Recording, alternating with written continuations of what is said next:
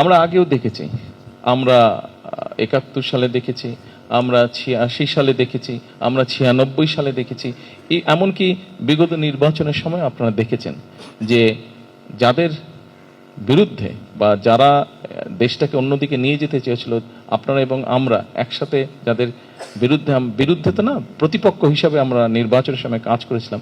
খেয়াল করে দেখবেন বিগত কয়েকদিন ধরে এরা আবার কতগুলো কথা বিভ্রান্ত ছড়ানোর চেষ্টা করছে, বিশৃঙ্খলা তৈরি করার চেষ্টা করছে তারা।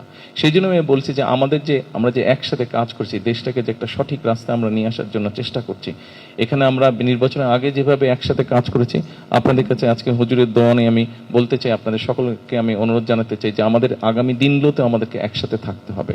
হ্যাঁ, একসাথে আমাদেরকে থাকতে হবে। হ্যাঁ, আমি জানি এখানে কিছু আপনারা দাবিদা উপস্থাপন করেছেন, স্বরাষ্ট্রমন্ত্রী সালাউদ্দিন সাহেব উনি কিছু ব্যাখ্যা দিয়েছেন। আমরা পর্যায়ক্রমিকভাবে চেষ্টা করব, আমাদেরকেও বুঝতে হবে আরও এই দেশে তো আরও মানুষ বাস করে। আমরা চাই এমন একটা বাংলাদেশ তৈরি করতে যেখানে বাংলাদেশের মানুষ, বাংলাদেশের সন্তানরা খেয়ে পড়ে বেঁচে থাকবে, শান্তিতে থাকবে। বিভিন্ন মানুষ আমরা একসাথে শান্তিতে থাকব। আমরা আমাদের ধর্ম পালন করব, তারা তাদের ধর্ম পালন করবে, কিন্তু একই সাথে এখানে যেটা অধিকাংশ মানুষ, এটা হচ্ছে ইসলাম ধর্ম। এখানে ইসলাম ধর্ম হিসাবেই ইসলাম হিসাবেই এটা আমরা এগিয়ে নিয়ে যাব আমাদের দেশটাকে, ইনশাল্লাহ। তো এখন আজকে এখানে আসার মূল উদ্দেশ্য হচ্ছে যে হুজুরকে সালাম দিতে আসা এবং দোয়া নিতে আসা।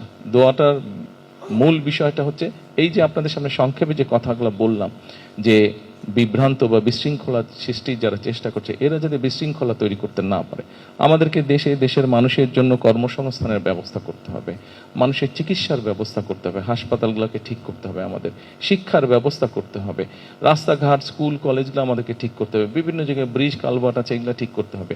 দেশে যদি আমাদের বিশৃঙ্খলা না থাকে, শান্তি পরিবেশ থাকে, তাহলে দেশীয় বলেন বা বিদেশি বলেন যে বিনিয়োগকারীরা আছে, তারা দেশে তখন বিনিয়োগ করবে। বিনিয়োগ করলে আমাদের সন্তানরাই, আমাদের পরিবারের সদস্যরাই সেখানে চাকরি বাকরি কর্মসংস্থানের ব্যবস্থা হবে, ফলে দেশের মানুষ যাতে ভালো থাকতে পারে, তাই না? আমাদের দায়িত্ব যেহেতু আল্লাহ তাআলা আমাদেরকে দায়িত্বটা দিয়েছে, আল্লাহর রহমতে আমরা সরকার গঠন করেছি।